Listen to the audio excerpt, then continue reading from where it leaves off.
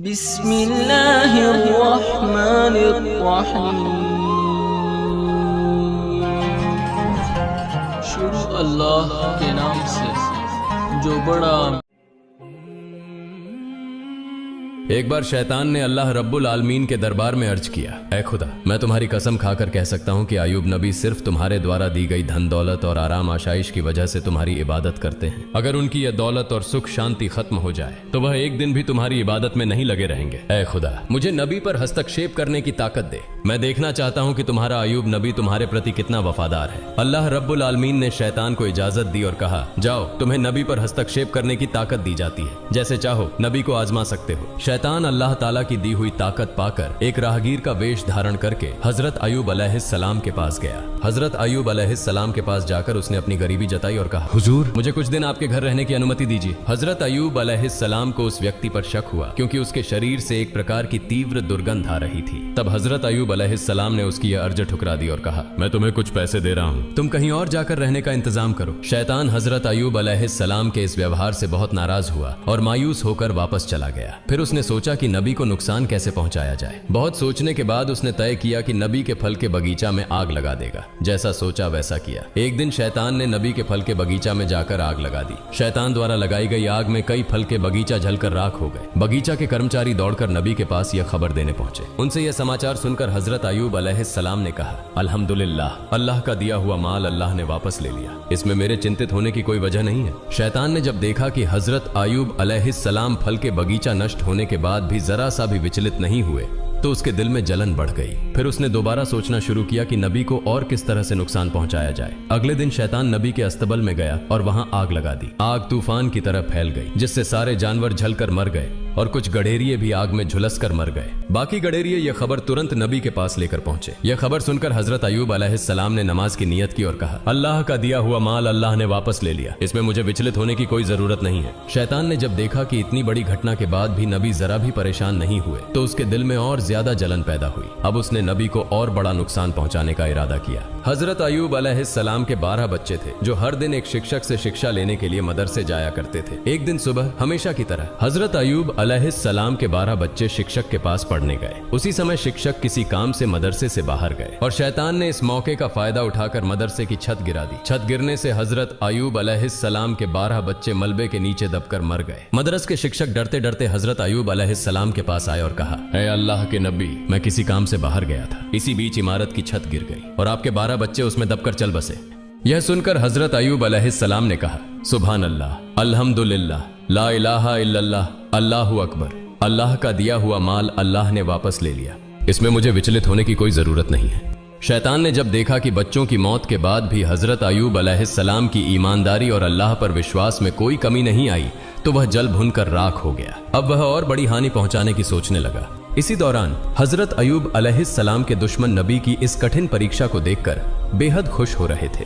नबी के नौकर चाकर और कर्मचारी नबी की इस दयनीय स्थिति को देखकर जहां जहां मौका मिला चले गए। नबी का घर, बागान, अस्तबल सब कुछ खाली और सुनसान हो गया। इस मौके का फायदा उठाकर दुश्मनों ने नबी की संपत्ति लूटना शुरू कर दिया। उन्होंने टूटे फूटे घर की सारी चीजें अपने कब्जे में ले ली। बागान में बचा हुआ फल और फसल लूटने के लिए उनके बीच झगड़े शुरू हो गए। सिर्फ एक हफ्ते के भीतर हजरत अयूब अलैहिस्सलाम की सारी आराम आशाइश, संतानें और संपत्ति खत्म हो गई। हजरत अयूब अलैहिस्सलाम की 4 पत्नियां थीं। उनमें से 3 झगड़कर और बहस करके नबी को छोड़कर चली गईं। सिर्फ हजरत रहीमा अलैहिस्सलाम उनके साथ रहीं। वह नबी को छोड़कर जाने वाली नहीं थीं। वह हर समय नबी के साथ खड़ी रहीं। देश के लोग नबी के नबूवत के दावे का मजाक उड़ाने और ताने देने लगे। कुछ ने कहा, अगर अयूब सच में अल्लाह के नबी होते तो उन पर ऐसा गजब क्यों आता? वह नबी नहीं है। उनकी झूठी नबूवत के दावे के कारण अल्लाह का गजब उन पर उतरा है। इधर नबी के अनुयायियों के बीच भी दरार पड़ने लगी। उनकी यह स्थिति देखकर शैतान भी पूरी तरह संतुष्ट नहीं हो सका, क्योंकि सब कुछ खत्म हो जाने के बावजूद हजरत अयूब अलैहिस्सलाम में कोई बदलाव नहीं आया। वह अपने इबादत खाने में पहले की तरह पूरी तल्लीनता से इबादत कर रहे थे, जैसे उन्हें अपने आसपास हुई तबाही की कोई खबर ही ना हो। न उनके चेहरे पर मायूसी थी, न अफसोस का कोई निशान।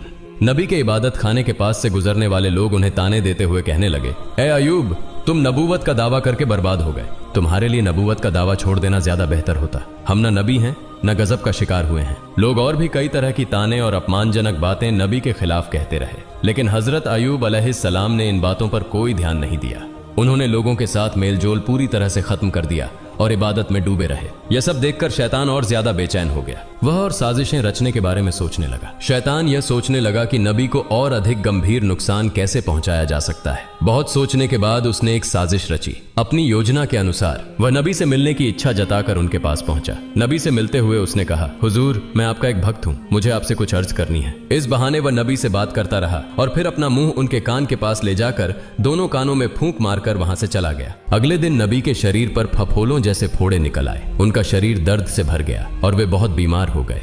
उनकी इबादत में थोड़ी रुकावट आने लगी। हजरत रहीमा अलैहिस्सलाम ने उनकी देखभाल शुरू कर दी। धीरे धीरे वे फोड़े बड़े होकर घाव बन गए। लंबे समय तक इसी स्थिति में रहने के बाद नबी के शरीर में कीड़े पैदा हो गए। कुछ दिनों के बाद इन कीड़ों की संख्या बढ़ने लगी। ये कीड़े नबी के शरीर का मांस और खून खाने लगे। दूसरी ओर हजरत रहीमा के पास जमा किया हुआ सारा पैसा और सामान खत्म हो गया। खाने पीने की गंभीर समस्या पैदा हो गई। कुछ दिनों तक नबी और उनकी पत्नी ने केवल पानी पीकर गुजारा किया, लेकिन आखिरकार हजरत रहीमा के लिए यह सहन करना मुश्किल हो गया। हजरत रहीमा अलैहिस्सलाम नबी के पास आकर अर्ज करने लगीं, ए अल्लाह के नबी, अब हमारे पास कुछ भी नहीं बचा है, इसलिए गांव जाकर लोगों के घरों में काम करके रोजी कमाने के अलावा हमारे पास और कोई चारा नहीं है। अगर आप मुझे इजाजत दें तो मैं गांव में जाकर लोगों के घरों में काम करके हलाल रोजी कमा सकती हूं और उससे हमारे खाने का इंतजाम हो जाएगा। हजरत अयूब अलैहिस्सलाम अपनी पत्नी रहीमा की बात सुनकर बहुत देर तक रोते रहे। फिर उन्होंने कहा, रहीमा, मेरा इरादा तुम्हें तकलीफ देने का कभी नहीं था, लेकिन मैं बहुत बीमार हूँ और मजबूरी में तुम्हें इजाजत दे रहा हूँ। तुम जाओ और लोगों के घरों में काम करो ताकि कुछ हलाल रोजी कमा सके। नबी की इजाजत पाकर हजरत रहीमा ने गांव में लोगों के घरों में काम करना शुरू कर दिया। दूसरी ओर गांव वाले जब हजरत अयूब अलैहिस्सलाम के शरीर की स्थिति देखते तो बहुत भयभीत हो जाते। उनके शरीर से उठने वाली दुर्गंध से लोग घृणा महसूस करने लगते और उनके शरीर में सिहरन सी होने लगती। इसके अलावा नबी के शरीर से उठने वाली सड़ी मांस की गंध से लोग परेशान हो गए। एक दिन गांव वाले हजरत अयूब अलैहिस्सलाम के पास आए और बोले, ए अयूब, तुम तुरंत हमारा गांव छोड़कर कहीं और चले जाओ। अगर ऐसा नहीं किया तो हम तुम्हें यहाँ से जबरदस्ती निकाल देंगे। उस समय हजरत अयूब अलैहिस्सलाम के साथ केवल 3 लोग थे, उनकी पत्नी हजरत रहीमा अलैहिस्सलाम और उनके 2 शागिर्द। ये दोनों शागिर्द हमेशा नबी की देखभाल और सेवा में लगे रहते थे। गांव वालों के लगातार दबाव के कारण शागिर्दों ने हजरत अयूब अलैहिस्सलाम को दूसरे गांव ले जाने का फैसला किया। कई घंटे तक सफर करने के बाद वे एक और गांव पहुंचे, लेकिन उस गांव के लोग भी नबी की हालत देखकर घबरा गए और बोले, तुम इसे तुरंत यहां से लेकर चले जाओ, नहीं तो हम तुम्हें मारकर यहां से भगा देंगे। इस तरह शागिर्दों ने हजरत अयूब अलैहिस्सलाम को 7 अलग अलग गांवों में घुमाया, लेकिन कोई भी गांव उन्हें आश्रय देने को तैयार नहीं हुआ। आखिरकार शागिर्द परेशान हो गए। वे नबी को रास्ते के किनारे कचरा और गंदगी डालने की जगह पर एक पेड़ की छाया के नीचे छोड़कर चले गए। जाने से पहले वे आपस में बातें करने लगे। हजरत अयूब अलैहिस्सलाम अल्लाह के नबी होने के बावजूद इस तरह की मुसीबत में क्यों फंसे? एक शागिर्द ने जवाब दिया, शायद उन्होंने अल्लाह ताला की मर्जी के खिलाफ कुछ किया होगा, नहीं तो ऐसी हालत क्यों होती। दूसरे ने पहले की बात का समर्थन करते हुए कहा, जब नबी अल्लाह के दिए कामों से भटक गए हैं तो अब उनके साथ रहने से हमें कोई फायदा नहीं, चलो हम यहाँ से चले जाते हैं। दोनों इस बात पर सहमत हुए और हजरत अयूब अलैहिस्सलाम को पेड़ के नीचे छोड़कर चले गए। हजरत रहीमा अलैहिस्सलाम हजरत अयूब अलैहिस्सलाम को छोड़कर जाने वाली महिलाओं में से नहीं थी। वे हमेशा नबी की सेवा में व्यस्त रहती थीं। दिन के कुछ समय में वह लोगों के घरों में नौकरानी का काम करती और जो थोड़ा बहुत कमा पाती उससे अपने पति के लिए दवा और भोजन का इंतजाम करती थीं। इस तरह समय बीतता रहा। हजरत अयूब अलैहिस्सलाम के शरीर से कभी कुछ कीड़े मर जाते तो कभी नए कीड़े पैदा हो जाते। उनके शरीर पर कीड़ों की संख्या लगातार बढ़ती ही जा रही थी। उनके शरीर पर अब केवल हड्डियां और थोड़ा सा मांस ही बचा था। एक दिन उनके शरीर से कुछ कीड़े गिरकर जमीन पर आ गए। तब हजरत अयूब अलैहिस्सलाम ने अपनी पत्नी रहीमा अलैहिस्सलाम को बुलाकर कहा, रहीमा, इंसान मिट्टी से बना है और मरने के बाद उसका शरीर फिर मिट्टी में बदल जाता है। अगर मेरे शरीर का मांस और खून अल्लाह के इन कीड़ों की भूख मिटाने में काम आ रहा है तो इसमें कोई आपत्ति नहीं होनी चाहिए। कम से कम इससे इन्हें भोजन मिल रहा है। जो कीड़े मेरे शरीर से गिरे हैं उन्हें वापस उठाकर मेरे शरीर पर रख दो ताकि उन्हें अपना भोजन पूरा मिल सके। हजरत रहीमा अलैहिस्सलाम ने अपने पति के आदेश का पालन किया और गिरे हुए कीड़ों को उठाकर फिर से उनके शरीर पर लगा दिया। एक दिन हजरत रहीमा अलैहिस्सलाम गांव गईं, लेकिन उन्हें कोई काम नहीं मिला। इस वजह से वे बहुत चिंतित हो गईं। उनके मन में बार बार यह सवाल उठ रहा था कि आज वे अपने पति को खाना कैसे खिलाएंगी। उन्होंने पूरे गांव में काम ढूंढने के लिए बहुत कोशिश की, लेकिन कहीं भी उन्हें काम नहीं मिला। आखिरकार वह एक महिला के पास गईं और उनसे कहा, हे सम्मानित महिला, क्या आप मुझे आज के लिए कुछ पैसे उधार दे सकती हैं? मैं कल आपको ये पैसे वापस कर दूंगी। मेरा पति बहुत बीमार है और मैं आज कोई काम नहीं ढूंढ पाई हूँ। अगर अगर आप मुझे कुछ पैसे उधार देंगी तो मैं अपने पति के लिए दवा और खाना ला सकूंगी, नहीं तो उन्हें भूखा रहना पड़ेगा। कृपया मुझ पर दया करें। महिला ने हजरत रहीमा अलैहिस्सलाम की बात सुनकर कहा, मैं किसी को पैसे उधार नहीं देती। मैंने पहले बहुत से लोगों को पैसे उधार दिए हैं कहते, लेकिन किसी ने आज तक मेरे पैसे वापस नहीं किए। इसलिए ये नाटक करना बंद करो और सीधे अपने घर का रास्ता पकड़ो। मैं तुम्हें कोई पैसा उधार नहीं दे सकती। हजरत रहीमा अलैहिस्सलाम ने कहा, तो फिर मुझे कोई काम दीजिए, उस काम के बदले में मुझे पैसे दे दीजिए। महिला ने कहा, मेरे पास तुम्हारे लिए कोई काम नहीं है, लेकिन मैं एक शर्त पर तुम्हें पैसे दे सकती हूँ। तुम्हारे सिर के बाल मुझे बहुत पसंद है। अगर तुम अपने सिर के बाल काट कर मुझे दे दो तो मैं उनके बदले तुम्हें पैसे दे सकती हूँ। हजरत रहीमा अलैहिस्सलाम ने जवाब दिया, हे महिला, मेरे पति बहुत बीमार हैं। उनका पूरा शरीर कीड़ों ने खा लिया है। वह किसी कठोर चीज को छू भी नहीं सकते। जब वह बिस्तर से उठते हैं तो मेरे बाल पकड़कर सहारा लेते हैं। अगर मैं अपने सिर के बाल काटकर तुम्हें दे दूं तो मेरे पति बिस्तर से कैसे उठेंगे? इस पर महिला ने कहा, ठीक है, तो तुम अपने सिर के आधे बाल काटकर मुझे दे दो, मैं उनके बदले तुम्हें पैसे दूंगी। हजरत रहीमा अलैहिस्सलाम ने चारों तरफ से लाचार होकर महिला की इस शर्त को मान लिया। उन्होंने अपने सिर के आधे बाल काटकर महिला को दे दिए और बदले में कुछ पैसे लिए। उन पैसों से उन्होंने अपने बीमार पति के लिए भोजन और दवा खरीदी और घर की ओर चल पड़ी। शैतान यह सब देख रहा था। जब उसने देखा कि हजरत रहीमा अलैहिस्सलाम ने अपने सिर के आधे बाल कटवा लिए हैं तो उसने इसे हजरत अयूब अलैहिस्सलाम और रहीमा के बीच गलत फहमी पैदा करने का सुनहरा मौका समझा। इसके बाद शैतान एक दरवेश का वेश धारण करके हजरत अयूब अलैहिस्सलाम के पास आया और कहा, आप अल्लाह के नबी हैं, लेकिन आपकी पत्नी का चरित्र बहुत खराब है। वह अक्सर अलग अलग जगहों पर चोरी करती है और इसी तरह से गलत तरीकों से पैसा कमाती है। आज वह चोरी करते हुए पकड़ी गई और लोगों ने सजा के तौर पर उसके सिर के आधे बाल काट दिए। जब वह घर लौटेगी तो आप खुद यह देख सकते हैं। हम आपकी इज्जत करते हैं, इसलिए आपको पहले ही यह बात बता रहे हैं। यह कहकर शैतान वहां से चला गया। हजरत अयूब अलैहिस्सलाम ने शैतान की बातों पर विश्वास कर लिया और गुस्से से भर उठे। उन्होंने अकेले में कहा, मेरी पत्नी इतनी गिर सकती है, यह मैंने कभी सोचा भी नहीं था। अब मैं उसके कमाए हुए पैसे से खाना नहीं खाऊंगा। वह मुझे अब तक गलत तरीके से कमाए हुए पैसे से खिलाती रही है, इसलिए मैं अल्लाह के सामने बहुत शर्मिंदा हूँ। हे मेरे पालनहार रहमान और रहीम, मुझे माफ कर दे। अगर मैं स्वस्थ हो जाऊं तो मैं निश्चित रूप से उसे 100 कोड़े मारूंगा। फिर मैं अल्लाह की कसम खाकर कहता हूँ कि मैं स्वस्थ होने के बाद उसे 100 कोड़े जरूर मारूंगा। उस दिन शाम को हजरत अयूब अलैहिस्सलाम ने अपनी पत्नी के बारे में सुनी हुई बातों को लेकर बहुत व्यथित महसूस किया। उसी शाम जब हजरत रहीमा अलैहिस्सलाम घर लौटी तो हजरत अयूब अलैहिस्सलाम ने उनसे कोई बात नहीं की। रहीमा अलैहिस्सलाम ने अपने पति की यह हालत देखकर अत्यंत विनम्रता के साथ उनसे पूछा,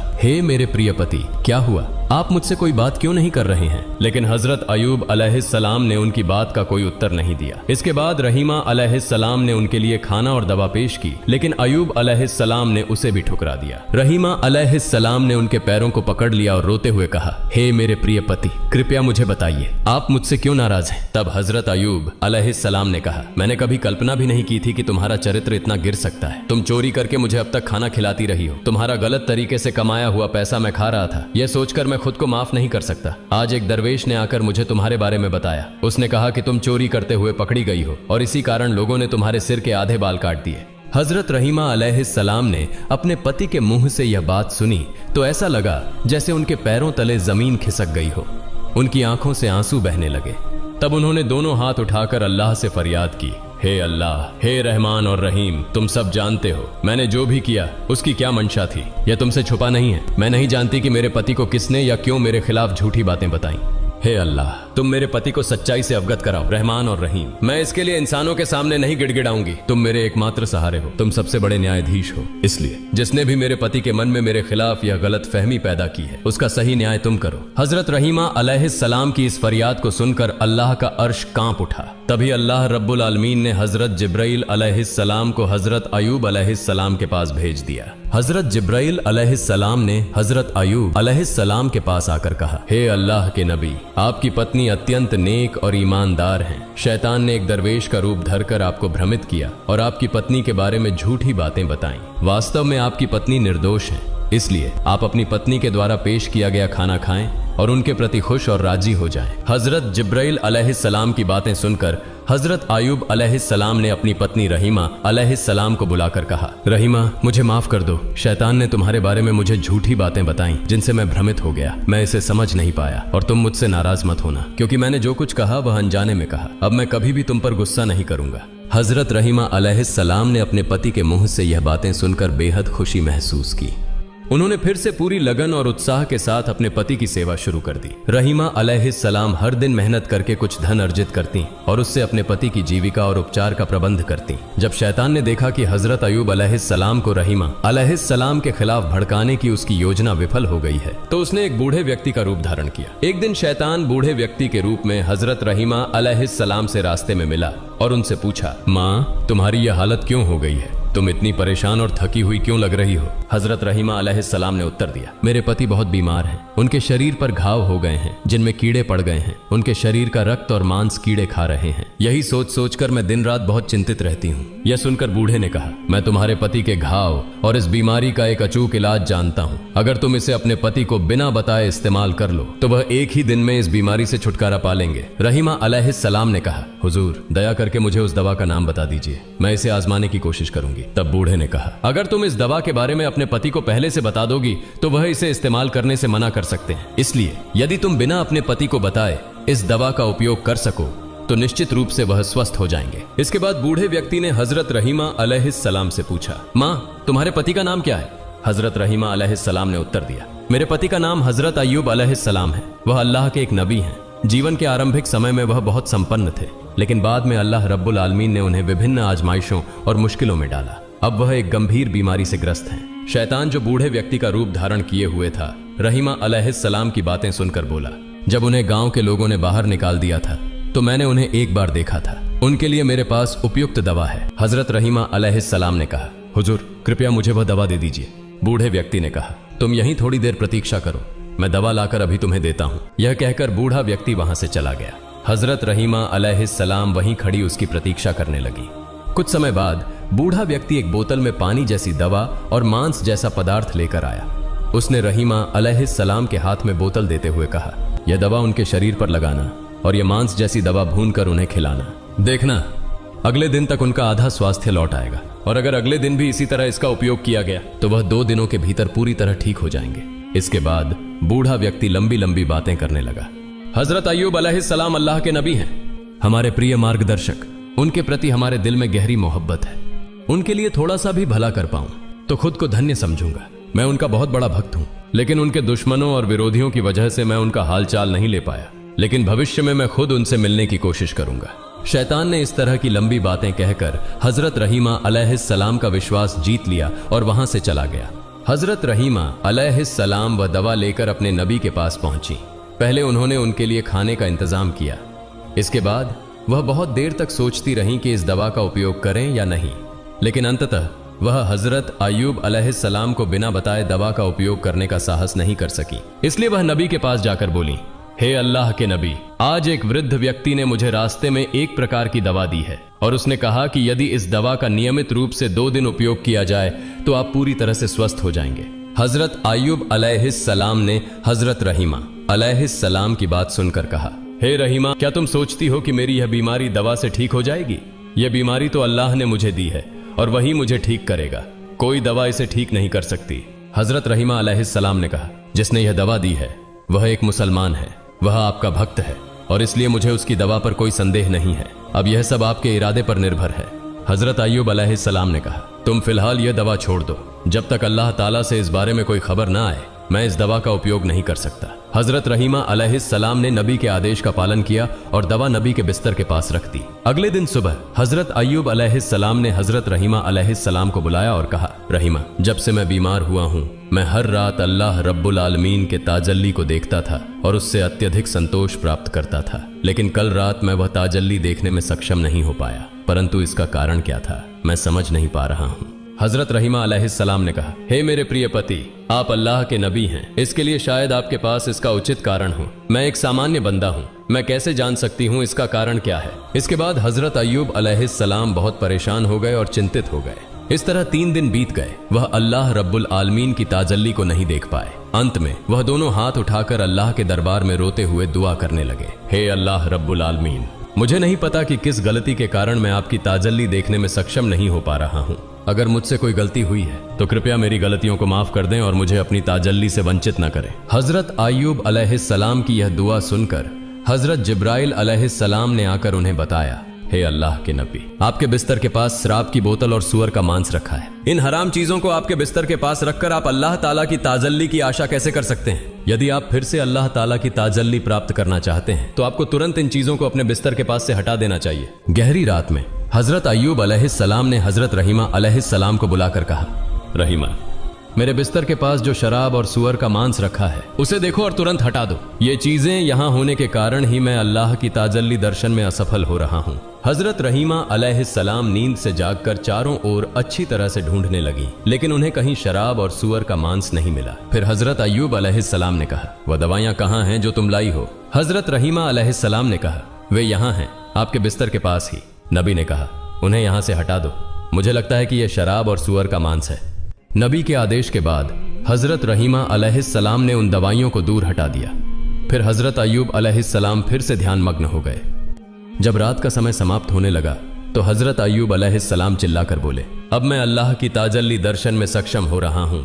रहीमा, समझो, वह दवाइयाँ शराब और सूअर का मांस थीं, और जब तक वे मेरे पास रहीं तब तक मैं 3 दिन तक अल्लाह की ताजल्ली दर्शन में असफल रहा। वह जिसने तुम्हें यह दवाइयाँ दी वह कोई इंसान नहीं था, वह इंसान का रूप धारण किया हुआ शैतान था। उसने इन दवाइयों से हमें भ्रमित करने की कोशिश की थी, लेकिन अल्लाह रब्बुल आलमीन की असीम मेहरबानी से हम शैतान के धोखे से बच पाए हैं। हजरत अय्यूब अलैहिस्सलाम इस प्रकार 18 साल तक भयंकर बीमारी, शोक और दुखों का सामना कर रहे थे। अंत में जब कीड़े उनकी आंखों और जीभ पर हमला करने लगे तो वह रोते हुए अल्लाह के दरबार में दुआ करने लगे, हे खुदा, मेरी आंखों से मैं अपनी पत्नी को देखता हूं और सूरज देखकर नमाज का समय निर्धारित करता हूं और अपनी जीभ से तेरा जिक्र करता हूं। इसलिए अगर ये दोनों चीजें कीड़े खा लें और नष्ट हो जाएं तो मेरे लिए तेरी इबादत करना बहुत मुश्किल हो जाएगा। इस दुआ के बाद अल्लाह ताला ने अपने नबी को सूचित किया, मैं जल्द ही आपको रोग मुक्त कर दूंगा और आपकी पत्नी को पुरस्कृत करूंगा।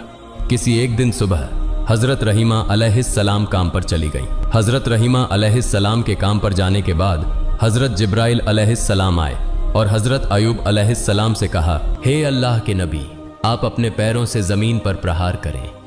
आपके पैरों के प्रहार से एक नहर बन जाएगी और आप उस नहर के पानी से स्नान करें और पेट भर कर वही पानी पिएं। थोड़ी देर में आप पूरी तरह से स्वस्थ हो जाएंगे।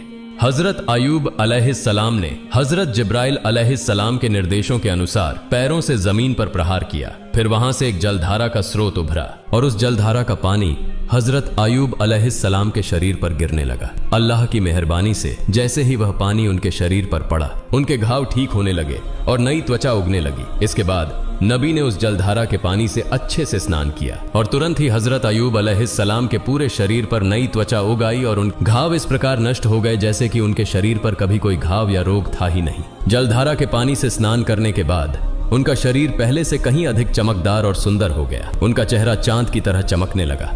नहाने के बाद हजरत अय्यूब अलैहिस्सलाम ने पेट भरकर उस जलधारा का पानी पिया, जिससे उनकी भूख और प्यास पूरी तरह से शांत हो गई। उसी समय उन्होंने देखा कि एक फरिश्ता दूर से कपड़े का थैला लेकर उनके पास आया और बोला, हे अल्लाह के नबी, ये कपड़े जन्नत से लाए गए हैं, ये कपड़े आप पहने। इसके बाद वह व्यक्ति चला गया। हजरत अय्यूब अलैहिस्सलाम ने कपड़े का थैला खोला और देखा कि उसमें जन्नत के कपड़े हैं। उन्होंने उन जन्नत के कपड़ों को पहन लिया और अनगिनत सुंदरता के मालिक बन गए। उन्हें अपार संतोष प्राप्त हुआ क्योंकि उन्होंने 18 सालों तक बीमारी का सामना किया था और आज पूरी तरह से स्वस्थ हो गए। अब वह चलने फिरने में सक्षम हो गए थे। वह अल्लाह के दरबार में शुक्रिया अदा करते हुए कुछ दूर जाकर जंगल के एक किनारे पर बैठ गए। इस बीच हजरत रहीमा अलैहिस्सलाम कुछ पैसे जुटाकर अपने पति के लिए खाना खरीदने के लिए जल्दी से वापस लौट आईं। जब वह अपने पति के पास पहुंची तो देखा कि उनका पति बिस्तर पर नहीं था। हजरत रहीमा अलैहिस्सलाम यह दृश्य देखकर चकित हो गईं। फिर वह वहां बैठकर जोर जोर से रोने लगी और विनम्रता से अल्लाह रब्बुल आलमीन से प्रार्थना करने लगी, हे मेरे रब, मैं नहीं जानती मेरे पति को कौन ले गया है। क्या उन्हें कोई शेर ने खा लिया है या कोई अन्य जानवर उन्हें गायब कर दिया है? मैं कुछ नहीं जानती। हे मेरे रब, मैं तुझसे दुआ करती हूँ, तुम मेरे पति को वापस लौटा दो। हे अल्लाह रब्बुल आलमीन,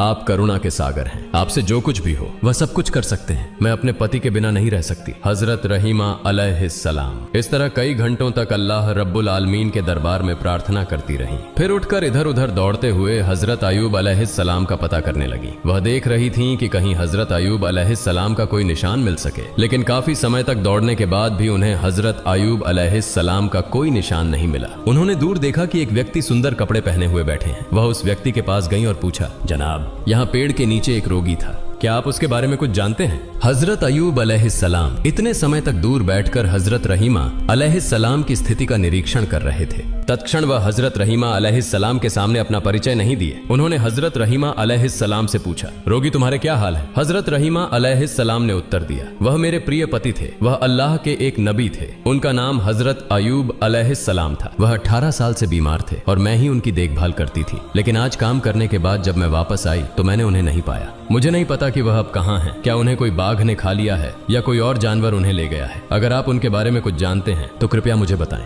हजरत अयूब अलैहिस्सलाम ने फिर हजरत रहीमा अलैहिस्सलाम से पूछा, अगर तुम अपने पति का चेहरा देखो तो क्या तुम उन्हें पहचान सकोगी? हजरत रहीमा अलैहिस्सलाम ने उत्तर दिया, क्या कहते हैं जनाब, वह पति जिनकी मैंने 18 साल सेवा की, उनका चेहरा देखकर क्या मैं उन्हें नहीं पहचानूंगी? इसके बाद हजरत अयूब अलैहिस्सलाम ने अपने चेहरे से कपड़ा हटाकर कहा, देखिए क्या आप इस व्यक्ति को पहचान सकती हैं? जब हजरत रहीमा अलैहिस्सलाम ने हजरत अयूब अलैहिस्सलाम के नूरानी चेहरे को देखा तो वह जोर जोर से रोने लगी और उन्हें गले लगा लिया। उन्होंने कहा, हे अल्लाह के नबी, अल्लाह रब्बुल आलमीन ने आपको इस तरह स्वस्थ कर दिया है, ये मैंने कभी सपने में भी नहीं सोचा था। मैं तो आपके बारे में चिंतित हो गई थी। अल्लाह का लाख लाख शुक्र है कि उसने आपको स्वस्थ किया और मुझे फिर से आप मिले। इस तरह पति और पत्नी बहुत देर तक रोते रहे। हजरत अयूब अलैहिस्सलाम ने फिर हजरत रहीमा अलैहिस्सलाम को बताया कि कैसे वह स्वस्थ हुए और कैसे हजरत जिब्राइल अलैहिस्सलाम ने उन्हें ठीक करने के लिए एक नहर बना दी। फिर हजरत अयूब अलैहिस्सलाम ने अपनी पत्नी से कहा कि वह उस नहर में स्नान करें। पति के कहने पर हजरत रहीमा अलैहिस्सलाम ने उस नहर में स्नान किया।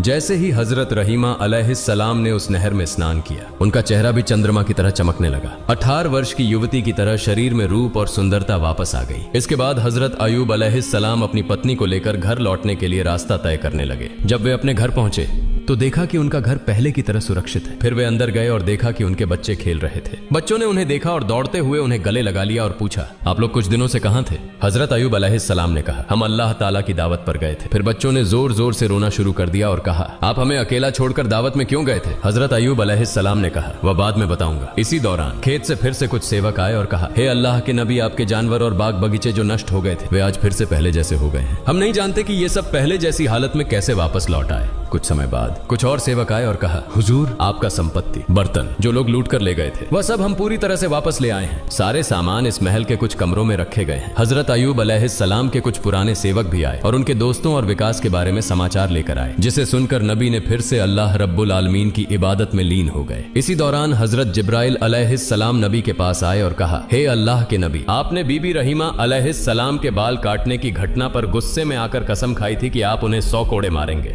इस मामले में आपकी कसम झूठी साबित हुई है, लेकिन आपकी सच्चाई की कसम अब भी कायम है। इसलिए आप 100 गेहूं के बाल एकत्रित करके बीबी रहीमा अलैहिस्सलाम के शरीर पर हल्का सा स्पर्श करें। इससे आपकी कसम पूरी हो जाएगी और बीबी रहीमा अलैहिस्सलाम को कोई कष्ट नहीं होगा। हजरत जिब्राइल अलैहिस्सलाम के कहने पर हजरत अयूब अलैहिस्सलाम ने 100 सूखे गेहूं के बाल एकत्रित किए और बीबी रहीमा अलैहिस्सलाम के शरीर पर हल्के से एक बार मारा। इससे नबी की कसम पूरी हो गई और बीबी रहीमा अलैहिस्सलाम को कोई कष्ट नहीं हुआ। प्रिय दर्शक, शैतान ने हजरत अयूब अलैहिस्सलाम को कई बार चुनौती दी, लेकिन वह उन्हें किसी भी रूप में भ्रमित नहीं कर सके और न ही वह उन्हें गुमराह कर सके। अगर हम भी हजरत अयूब अलैहिस्सलाम की तरह अल्लाह रब्बुल आलमीन की राह में धैर्य रखें तो शैतान कभी भी हमें गुमराह नहीं कर सकेगा। अल्लाह रब्बुल आलमीन हमें भी हजरत अयूब अलैहिस्सलाम की तरह धैर्य रखने की तौफीक अता करें।